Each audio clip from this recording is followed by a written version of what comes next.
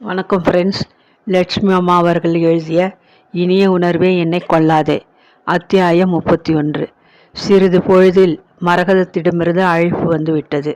கதவை பலமாக தட்டினாள் பகவதி. மெல்ல திறந்த சாம்புவியை குரோதமாக பார்த்தாள். உன் மாமியார் உன்னை கூப்பிடுறாங்க, சீக்கிரம் வா. அதட்டி விட்டு வேகமாக முன்னால் நடந்தாள். வழக்கம் போல் அறைக்குள் மரகதத்தின் படுக்கை அருகே பகவதியும் அவளது மகளும் ஆளுக்கு ஒரு நாட்காலியில் அமத்தலாக உட்கார்ந்து கொண்டனர். சாம்பவி எழுதுவதற்கு காகித கட்டுண்டும் பேனாவும் மேஜை மேல் வைக்கப்பட்டிருந்தன.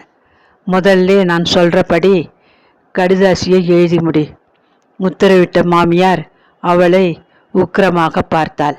மேஜை அருகே போய் நின்ற சாம்பவி தனது மரண ஓலையை தானே எழுத போவது போல பயத்தில் மெய் விதிர்த்து போனாள். நனைந்து போன உள்ளங்கைகளை புடவை தலைப்பில் துடைத்து கொண்டு தயங்கினாள். இப்போவே எழுதணுமா? இவங்கெல்லாம் இங்கே இருக்காங்க அத்தை. மெல்லிய குரலில் அவள் சொல்லி முடித்தது மரகதம் ஏளனமாக இறைந்து சிரித்தாள். பரம ரகசியம். அவங்க முன்னாடி எழுதினா மானம் போயிடும்னு கவலையோ? ஒரு வழியிலே அவங்க இங்கே இருக்கிறது நல்லது. உன்னை நான் கொடுமைப்படுத்தி எழுத வச்சேன்னு நீ பின்னாடி என் மேலே கதை கட்ட மாட்டப்பார். அவங்க சாட்சியா இருக்கட்டும். ஆரம்பி. உருமினாள். மிடர் விழுங்கி கொண்டு மேஜை அருகே குடிந்தபடி நின்று கொண்டு எழுத பேனாவுடன் ஆயத்தமானாள் சாம்பவி. கூரை முகத்தை பார்த்தபடி உரத்த குரலில் அவள் எழுத வேண்டியதை சொல்லத் தொடங்கினாள் மரகதம். அன்புள்ள அத்தானுக்கு வணக்கம். இந்த கடிதத்தை நான் சுயநினைவுடன் மனப்பூர்வமான சிந்தனையுடன் தான் எழுதுகிறேன். திருமணம் செய்து கொண்ட நாளிலிருந்து எந்த விதமான சுகமின்றி நோயாளியாக படுத்து கிடக்கும் உங்களது தாய்க்கு பணிவிடை செய்து கொண்டு வீட்டின் உயர்மட்ட வேலைக்காரியாக இல்லை, ஒரு கொத்தடிமையாக வாழ்ந்து நான் அழுத்து விட்டேன். எழுதி முடிப்பதற்குள் சாம்பவின் கை நடுங்கியது. அத்தை, சத்தியமா சொல்றேன், உங்களுக்கு பணிவிடை செய்ய நான் ஒருபோதும் சலிச்சிக்கலை. இப்படி எழுத சொல்றீங்களே, நியாயமா? தழுதழுத்தாள். பெரிய ஹரிச்சந்திரன் மகள், பொய் பேசினால் புழுத்து போய் விடுவாள். வாயை முடு. குறுக்கே பேசாம நான் சொன்னதை மேலே எழுது. மரகதம் சீறினாள். உங்கள் தாய் எழுந்து நடமாட இன்னும் எத்தனை காலம் ஆகுமோ தெரியாது. அதுவரை போலியாக உங்கள் மனைவி இந்த வீட்டின் எஜமானி என்கிற தகுதிகளில் வளைய வந்து கொண்டு உப்புசப்பற்ற ஒரு வாழ்வு வாழ்ந்து கொண்டிருக்க எனக்கு பிடிக்கவில்லை. அத்தை, காலமுச்சூடும் இப்படியே இருக்க சொன்னாலும் தயார். நான் ஒரு நாளும் உங்களை பாரமாக நினைக்க மாட்டேன். கண்களில் நீர் பெருக்க பரிதாபமாக தன்னை பார்த்த மருமகளை கனல் விழிகளால் வெறித்தாள் மரகதம். இடையே இன்னொரு வாட்டி பேசினியோ நான் பொல்லாதவளாய் இருப்பேன். நீ காலமுச்சிடும் இருக்க தயார். ஆனால் உன்னை இனி ஒரு நாள் கூட இங்கே வச்சுக்க நான் தயார் இல்லை. அந்த ஜோசியர் என்ன சொன்னார் தெரியுமா? பொங்கி வந்த அழுகையை அடக்கி கீழுதட்டை கடித்து கொண்டு வஞ்சக புன்னகையுடன் தன்னையே பார்த்து கொண்டிருந்த பகவதியின் பார்வையை கண்டு கூசி தரையை பார்த்தாள் சாம்பவி. இந்த பொண்ணுடையது சுத்த தரித்திர ஜாதகம். அதுவும் இப்போ சனி தசை ரொம்ப கடுமையாக இருக்கு. இவளுடைய மாமியாருக்கு ஆகவே ஆகாது. இவளை ஒரு நாளை கூட வீட்டிலே தங்க வச்சுக்கிறது சரியில்லை. உங்கள் உயிருக்கு ஆபத்துன்னு சொன்னார். என் ஜாதகமா? முடிக்காது மென்று விழுங்கினாள் சாம்பவி. எப்படி எனக்கு கிடைச்சுன்னு தானே கேட்குற? கல்யாணத்துக்கு முந்தி உன் பெரியம்மா கிட்ட கேட்டேன். நீ பிறந்த தேதி, நாழி, நட்சத்திரம் எல்லாம் சொன்னாங்க. அதை குறித்து வச்சுக்கிட்டு இருந்தேன். இந்த ஜோசியர்கிட்ட அதை கொடுத்து ஒரு ஜாதகம் எழுத சொன்னேன். தான் எழுதி முடித்த ஜாதகத்தை நல்லா பார்த்த பிறகுதான் ஜோசியர் எனக்கு எச்சரிக்கை கொடுத்தார். இதையெல்லாம் நீங்கள் நம்புறீங்களா அத்தை? சாம்பவிக்கு அழுகை தொண்டையை அடைத்தது. இந்த பெண் காலடி எடுத்து வச்ச வீடு உருப்படாதுன்னு ஜோசியர் திட்டவட்டமாக சொல்லிட்டார். நீ காலடி எடுத்து வச்ச நாளே நான் கை கால் சேர்த்து படுக்கையிலே விழுந்துட்டேனே. இதைவிட இந்த வீட்டுக்கு இன்னும் என்ன தீங்கு வரணும்? என் பிள்ளை ஆசைப்பட்டு கல்யாணம் செய்து கொண்ட பெண்ணாச்சே, நான் என்ன பண்ணுவேன்னு கேட்டேன். அதற்கு ஜோசியர் என்ன சொன்னார் தெரியுமா? பொன் கட்டினா கழுத்தை அறுத்துக்க முடியுமா? முதல்ல உங்கள் மருமகளை இங்கிருந்து பிறந்த வீட்டுக்கு அனுப்பி வைங்க. அடுத்தபடியாக உங்களுக்கு நான் தினசரி நம்ம சிவன் கோயிலிலே நாளையிலேருந்து விசேஷ அர்ச்சனை ஒன்று செய்ய ஆரம்பிக்கணும். இந்த வீட்டில் இப்போது மிருத்யு பயம் இருக்குனார். அதாவது வாசற்படியிலே யமன் வந்து உன் உருவிலே உட்கார்ந்து இருக்கானாம். அதனாலே நாளை அன்றே முதல் வேலையாக நீ ஊருக்கு கிளம்பியாகணும். மாட்டேன்னு மறுத்தியோ நான் வேற வழியிலே உன்னை அனுப்பி வைக்க முடியும். உன் பேரில் அபவாதம் சொல்லி உன்னை பார்த்தீபன் வெறுத்து காரியம் ஒழும்படி செய்ய என்னால் முடியும். அதனால் மரியாதையாக கிளம்பி போய்விடு. அத்தை, நீங்கள் சொல்றபடி செய்ய நான் தயார். இந்த கடிதாசி தேவையில்லை. இன்னும் சில நாளில் அவர் ஊரிலிருந்து வந்து விடுவார். உங்களை தனியாக இந்த நிலையில் விட்டுட்டு நான் எப்படி போக முடியும்? அவர் வந்ததும் நேரடியே அவர்கிட்டே சொல்லிட்டு நான் என் பிறந்த வீட்டுக்கு போயிடுறேன். சொல்லி முடிப்பதற்குள் கண்ணீர் கன்னத்தில் ஓட விசும்பினாள். வந்ததும் அவனை கைக்குள் போட்டுக்கொண்டு ஏமாத்தலாம்னு நினைக்கிறியா? அதுதான் முடியாது. என்னை கவனிச்சிக்க இவங்க 2 பேரும் இருக்காங்க. நீ கவலைப்பட வேண்டாம். இந்த கடிதாசியை முடித்து என்கிட்ட கொடுத்துட்டு ஊருக்கு கிளம்புற வழியை பாரு. அழுதது போதும். மேலே நான் சொல்கிறபடி எழுதி முடி. அதட்டினால் மரகதம். நீங்கள் வந்தால் ஒரு சமயம் மறுப்பு தெரிவிப்பீர்கள் என்ற காரணத்தால் நான் இன்றே என் பிறந்த வீட்டுக்கு புறப்பட்டு போகிறேன். அங்கே வந்து நீங்கள் என் தந்தையிடம் பேசி சமாதானம் செய்து ஊருக்கு திரும்ப அழைத்து வரலாம் என்று தவறாக திட்டம் போட வேண்டாம். விவாகரத்து பற்றி சட்டத்தின் பல கோணங்களை நான் அறிவேன். மனமுத்து போகாத தம்பதிகள் ஒருவரையொருவர் பாராது 1 வருஷ காலம் பிரிந்திருந்துவிட்டு பின்னர் இருவரும் மனமொப்பி எந்த விதமான சிக்கலுமின்றி விவாகரத்து பெறலாம். சட்டத்தின் இந்த சலுகை மூலம் நான் உங்களிடமிருந்து விடுதலை பெற விரும்புகிறேன். இங்கனம் சாம்பவி. கடிதத்தை எழுதி முடித்ததும் துக்கம் தாளாது இருதயம் இடித்து விட்டது போன்ற வேதனையில் அவள் விக்கி அழுதாள். போதும் நுப்பாரி, நிறுத்து. கடிதத்தை இப்படி கொடு. இன்னைக்கு ராத்திரி மட்டும் நீ இங்கே தங்க அனுமதிக்கிறேன். நாளைக்கு எழுந்ததும் நேரே உன் பெரியம்மா வீட்டுக்கு போய் புலம்பி புகார் செய்து அவங்களை எல்லாம் சிபாரிசுக்கு கொண்டு வரலாம்னு மனப்பால் குடிக்காதே.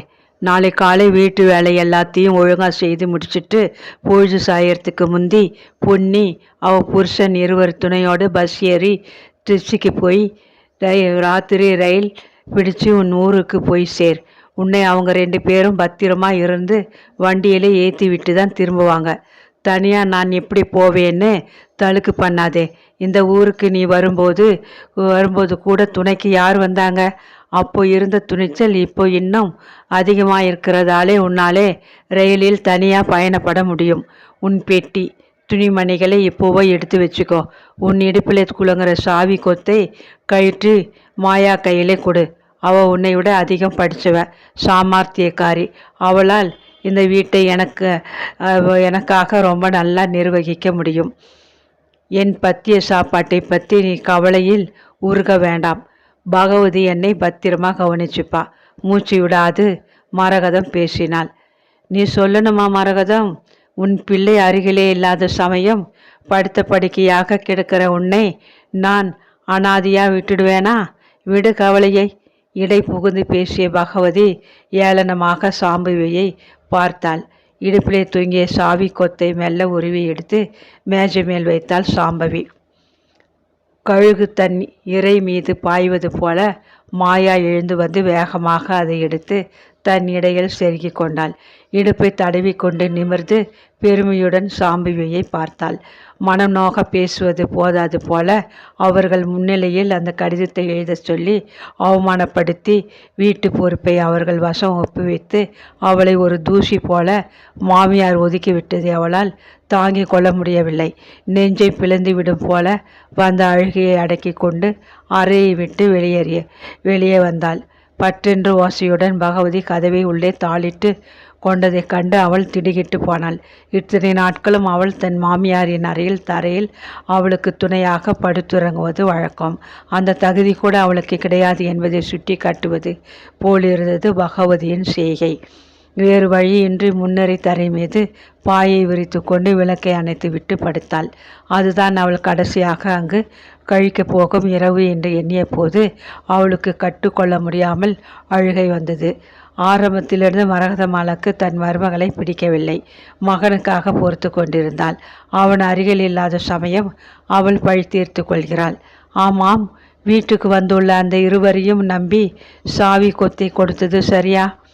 சாவி கொத்தை உபயோகித்து அவர்கள் வீட்டின் சில அறைகளை திறந்து விஷமம் செய்ய முடியும். விலை உயர்ந்த பொருள்களும் நகைகளும் வங்கி லாக்கரில் உள்ளன. அதன் சாவி பார்த்திபனிடம் இருக்கிறது. ஆனால் வீட்டையும் அருகிலுள்ள பொருள்களையும் விட மரகதமாலின் உயிர் மிகவும் உயர்ந்ததாயிற்றே. படுத்து கிடக்கும் நோயாளியை பேராசிரியன் உருவான அவர்கள் இருவரின் பாதுகாப்பில் விட்டு அவள் வெளியேறுவது சரியா? சாம்பவி சென்னைக்கு போய் சேருவன் இருவரும் சூழ்ச்சி செய்து மரகதமாலது உணவில் ஏதாவது மருந்தை கொடுத்து அவர்களுக்கு ஆபத்து உண்டாக்கிவிட்டால் இதை எப்படி தவிர்ப்பது? ஊருக்கு போவதாக போக்கு காட்டி திரும்ப வீட்டுக்கு வந்துவிட்டால் கூடவே போலீஸ்காரர்களைப் போல பொன்னியையும் அவளது கணவனையும் அனுப்பி வண்டி ஏற்றிவிட சொல்ல போகிறார்களே. பொன்னி மரகதமாவலின் வலது கையாச்சே. வேறு எந்த மார்க்கத்தில் அவள் மாமியாருக்கு வரப்போகும் ஆபத்தை தவிர்ப்பாள்? அந்த கடிதத்தை தான் தன் பூர்ண இஷ்டத்துடன் எழுதவில்லை, வற்புறுத்தப்பட்டாள் என்பதை பார்த்திபனுக்கு எப்படி தெரிவிப்பாள்? எப்படி? ஐயோ, எப்படி? நினைத்து நினைத்து கண்ணீருடன் கலங்கி அழுதாள் அவள். அத்தியாயம் 32. திடீரென்று அந்த எண்ணம் மூளையில் பளிச்சிட அவள் எழுந்து உட்கார்ந்தாள். நேரம் நடு இரவை தாண்டி விட்டிருந்தது. மரகதத்தின் அறைக்குள்ளே அடைந்து கொண்ட தாயும் மகளும் சுவர் ஓரமாக சாம்பவி மடித்து வைத்திருந்த ஜமக்காலத்தை விரித்து போட்டுக்கொண்டு உறங்கிவிட்டனர். விடிவெளிக்கின் மெல்லிய ஒளியில் ஓசைப்படாது நடந்து வந்து மாமியாரின் அறை முன்னே நின்றாள் சாம்பவி. உள்ளே மயானத்தின் அமைதி நிலவியிருந்தது. மூவரும் ஆழ்ந்து உறங்கிக் கொண்டிருக்கிறார்கள் என்ற துணிவில் அவள் சப்தமிடாது நடந்து தன் அறை கதவை மெல்ல திறந்தாள். கதவை உள்ளே தாளிட்டு கொண்டு அலமாரி தட்டிலிருந்து பேனாவையும் காகிதத்தையும் எடுத்து அவசரமாக தன் கணவனுக்கு எழுதினாள். அன்புள்ள அத்தான், உங்களிடம் அத்தை கொடுக்கும் கடிதம் நான் சுயமாக எழுதியதல்ல, வற்புறுத்தலில் எழுதியது. நான் அத்தை அவர்களை பத்திரமாக பார்த்து கொள்வேன் என்ற நம்பிக்கையுடன் தான் தாங்கள் வெளியூருக்கு போனீர்கள். அது சமயம் என் கடமையை புறக்கணித்துவிட்டு நான் வீட்டை விட்டு வெளியேறுவேன் என்று உங்களால் நம்ப முடியாது. வீட்டுக்கு விருந்தாளியாக வந்துள்ள பகவதி அம்மாள் அத்தையை தம் கை பொம்மையாக ஆட்டி வைக்கிறார்கள். ஜோசியம், மந்திரம் முதலியவர்கள் மீது அத்தையின் கவனத்தை திருப்பி நீங்கள் இல்லாத சந்தர்ப்பத்தை பயன்படுத்தி கொண்டு பலவித குழப்பங்கள் செய்து கொண்டிருக்கிறார்கள். அவர்களது சூழ்ச்சியால் அத்தையின் உடல்நிலை கெட்டுவிடுமோ என்ற அச்சத்துடன் நான் கிளம்பி போகிறேன். இதற்கு மேல் எழுத நேரமில்லை. வீட்டுக்கு வந்ததும் நீங்கள் முதல் வேளையாக இந்த விருந்தாளிகளை வெளியே அனுப்ப வேண்டும். அன்புள்ள சாம்பவி. வேகமாக எழுதி கடிதத்தை நன்றாக மடித்து அதன் மீது அவசரம். இந்த கடிதத்தை உடனடியாக திரு பார்த்திபனிடம் சேர்க்கவும். சாம்பவி என்று சிவப்பு பேனாவினால் எழுதி முடித்துவிட்டு கடிதத்தை இடுப்பில் செருகிக் கொண்டாள். அடுத்த அறையில் யாரோ இருவும் சத்தம் கேட்டது. விளக்கை சற்றென்று அணைத்துவிட்டு கதவை மெல்ல மூடிவிட்டு விரைவாக நடந்து வந்து முன்னறையில் கிடந்த பாயின் மீது படுத்து கொண்டு விட்டாள். அவள் நினைத்தது சரியாகவே இருந்தது. சாம்பவி என்ன செய்கிறாள் என்று வேவு பார்க்க கிளம்பியவள் போல எழுந்து வெளியே வந்த பகவதி முன்னறி பக்கம் வந்து எட்டி பார்த்தாள். போர்வைக்குள் முடங்கி கொண்டிருந்த சாம்பவியை பார்த்து உள்ளூர திருப்தி. ஆனாலும் சந்தேகத்தை தீர்த்து கொள்ள சாம்பவி என்று இருமுறை கூப்பிட்டு பார்த்தாள். மூச்சை பிடித்து கொண்டு அசையாது சாம்பவி கிடந்தாள். சனியன் படுத்தால் எருமை மாடு போல. என்ன தூக்கம்! முணுமுணுத்தபடி குளிர் சாதன பெட்டியை திறந்து பாட்டிலில் நிறுத்தி வைத்திருந்த குளிர்ந்த நீரை ஒரே மூச்சாக குடித்துவிட்டு மறுபடியும் அறைக்கு சென்று தாளிட்டு கொண்டாள். மறுநாள் காலை எழுந்து குளித்து முடித்து மாற்றுடை அணிந்து கொண்டு தன் சாமான்களை சேகரித்து பெட்டிக்குள் அடுக்கி தயாராக்கி கொண்டாள் சாம்பவி. அந்த கடிதத்தை பத்திரமாக இடையில் செருகிக் கொள்ள மறக்கவில்லை. காப்பி பலகாரத்தை முடித்து கொண்டு தாயும் மகளும் முன்னறியில் வந்து உட்கார்ந்த போது டாக்டர் வைத்தியலிங்கம் கேட்டை திறந்து கொண்டு வந்தார். அவரை கண்டதும் பதறிப்போனாள் பகவதி. தன் சொந்த மகளைப் போல சாம்பவி மீது வைத்தியருக்கு ஒரு அலாதி பரிவு. கண்கள் இடங்கி முகம் ஒப்பி சோர்ந்து காணப்படும் சாம்பவியை அவர் கட்டாயம் விசாரிப்பார். என்ன ஆச்சு? அழுதியாமா? எதுக்கு? என்ன நடந்தது என்று மனிதன் விசாரிக்க தொடங்கிவிட்டால் டாக்டர் தன் பக்கம் சாட்சியாக இருப்பார் என்ற துணிச்சலில் சாம்பவி நடந்ததை சொல்லிவிட்டால் அவள் மிகவும் பாடுபட்டு தீட்டிய அந்த திட்டங்கள் அத்தனையும் தவிடுபடியாகிவிடுமே. வாங்க டாக்டர், நேத்தே வருவீங்கன்னு எதிர்பார்த்தேன். போலியான புன்னகையுடன் முந்திக் கொண்டு பகவதி வரவேற்றாள். இன்னைக்குத்தான் நான் வர வேண்டிய நாள். சாம்பவிக்கு தெரியுமே. அம்மா சாம்பவி, உரத்த குரல் கொடுத்தபடி அவர் உள்ளே நுழைந்தார். சாம்பவிக்கு நேற்று பூரா ஒரே தலைவலி. அதனாலே நான் தான் மரகதத்தை பூரா கவனிச்சு கொண்டேன். அப்படியா? வேலைக்காரியிடம் சொல்லி அனுப்பிச்சா வந்து பார்த்து மருந்து கொடுத்துருப்பேனே. அவள் புருஷனே மருந்து கடை வச்சிருக்கானே. தலைவலி காய்ச்சல் எல்லாத்துக்கும் ஏகப்பட்ட மாத்திரைகள் அலமாரி நிறைய இருக்கே. அதுகளை சாப்பிட்டும் வலி குறையாம ரொம்ப கஷ்டப்பட்டா. பேசாம இன்னைக்கு ஓய்வு எடுத்துக்கிட்டு படுத்துக்கிடட்டும். அடுப்புக்கிட்டே நின்னா தலைவலி அதிகமாகுமே. அம்மா சாம்பவி என்று கூறிக்கொண்டு அவர் சமையலறை பக்கம் சென்றதும் சாம்பவி வெளியே வந்தாள். கண்கள் இடுங்கி வெளியரென்று ஊதி விட்டிருந்த அவள் முகத்தை வியப்புடன் பார்த்தார் வைத்தியலிங்கம். எங்கே இந்த தங்க வேலுவையும் அந்த பொடி பயலையும் காணோம்? வீடு ஏன் இப்படி விரிச்சோன்னு கிடக்கு? சாம்பவி வாயை திறக்கும் முன் பகவதி முந்தி கொண்டாள். அந்த தங்கவேலு செய்த அநியாயத்தை என்ன சொல்வேன் போங்க. திருச்சியிலே யாரோ பெரிய மனுஷங்க வீட்டிலே அதிக சம்பளம் தராங்களாம். அந்த பொடியனையும் கூட்டிக்கிட்டு புறப்பட்டு போயிட்டான். அவன் போனா இங்கே வேலைனா கதை என்ன? சாம்பவிக்கு சமையலிலே நான் கை கொடுக்கிறேன். மரகதத்துக்கு பணிவிடை செய்ய என் மக கூட உதவரா. படப்படவென்று பொய்யை பொறிந்து கொட்டினாள். மரகதத்தை கவனிக்க உள்ளே சென்ற வைத்தியரின் பின்னால் வழக்கம் போல சாம்பவி செல்வதைக் கண்டு பரபரப்புடன் பகவதி பின்பற்றினாள். பரிசோதனையை முடித்து கொண்டதும் தொடர்ந்து கொடுக்க வேண்டிய மருந்துகளின் விவரத்தை சாம்பவியிடம் கூறிவிட்டு அவர் திரும்பியதும் டக்கென்று அவரது மருந்து பெட்டியை பகவதி தூக்கி கொண்டாள். இருங்கோ டாக்டர், காப்பி சாப்பிட்டு விட்டு போகலாம் என்று புன்முறுவலுடன் உபசரித்தபடி பெட்டியை சாப்பாட்டறை மேஜை மீது வைத்தாள். சாம்பவி, டாக்டருக்கு சூடா கொஞ்சம் சர்க்கரை போட்டு காப்பியை கொண்டு வந்து வை. நான் துவாலியை சோப்பு எல்லாம் எடுத்து கொடுத்து உதவுறேன் முந்தி கொண்டாள். வைத்தியலிங்கமும் சாம்பவியும் ஒரு கணம் மேலும் தனியே நின்று பேச அனுமதிக்கக்கூடாது என்பது அவளது தந்திரம். சாம்பவியும் ஒரு திட்டத்துடன் தான் அந்த கடிதத்தை எடுத்து இடுப்பில் தயாராக செருகி வைத்து கொண்டிருந்தாள். அன்று கட்டாயம் டாக்டர் தன் மாமியாரை பார்க்க வருவார் என்று அவளுக்கு தெரியும். எப்படியாவது அந்த கடிதத்தை அவரிடம் சேர்ப்பித்து விட வேண்டும் என்ற பரபரப்பு அவளுக்கு. தன்னை குறிப்பாக கண்காணித்து கொண்டிருந்த பகவதியின் முன் எப்படி டாக்டரிடம் பேசுவது, அதை கொடுப்பது? மிகவும் குழம்பி கொண்டிருந்தாள். சாப்பாட்டறை மேஜை மீது வைக்கப்பட்டிருந்த மருந்து பெட்டியை பார்த்ததும் சற்றென்று ஒரு எண்ணம் மின்னல் அடித்தது. சுற்றுமுற்றும் பார்த்தாள்.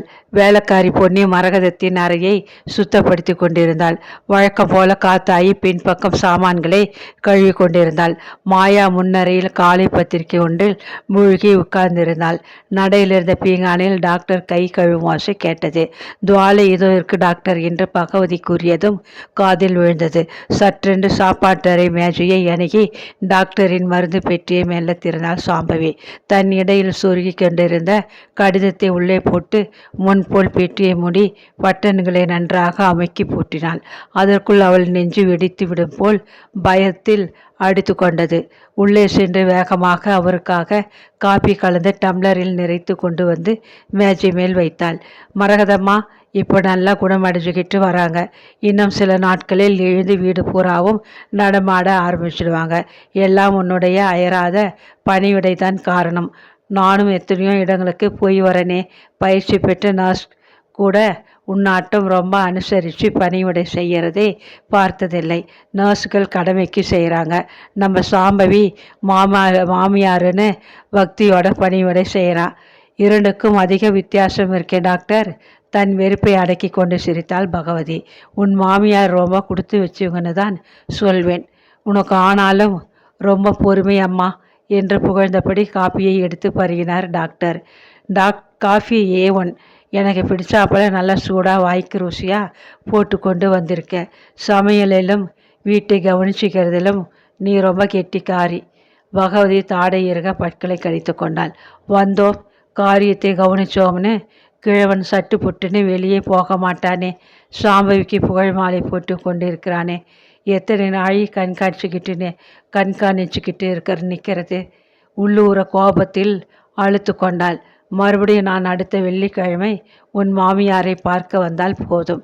இடையே ஏதாவது அவசரம்னா ஆள்கிட்டே சொல்லி அனுப்பு. ஓடி வந்து உதவி செய்கிறேன்.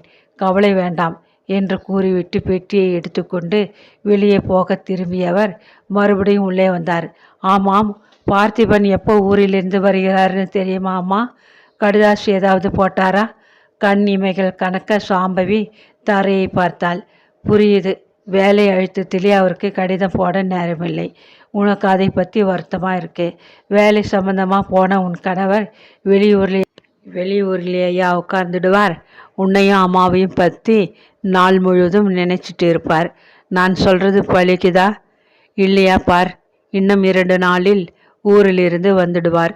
மேலும் அவர் கவலைப்படுறாப்புல நிலைமை ஏதும் தவறாக இல்லையே. சிரித்தபடி டாக்டர் திரும்பி வெளியே நடந்தார். அப்பாடா என்ற நிம்மதி புரிமிச்சு விட்டாள் பகவதி. சாம்பவிக்கு மனம் நிம்மதியாக இருந்தது. வீட்டுக்கு போனதும் டாக்டர் பெட்டியை திறந்து ஏதாவது மருந்து எடுக்கும்போது அவளது கடிதத்தை பார்ப்பார். திடுகிட்டு போவார்.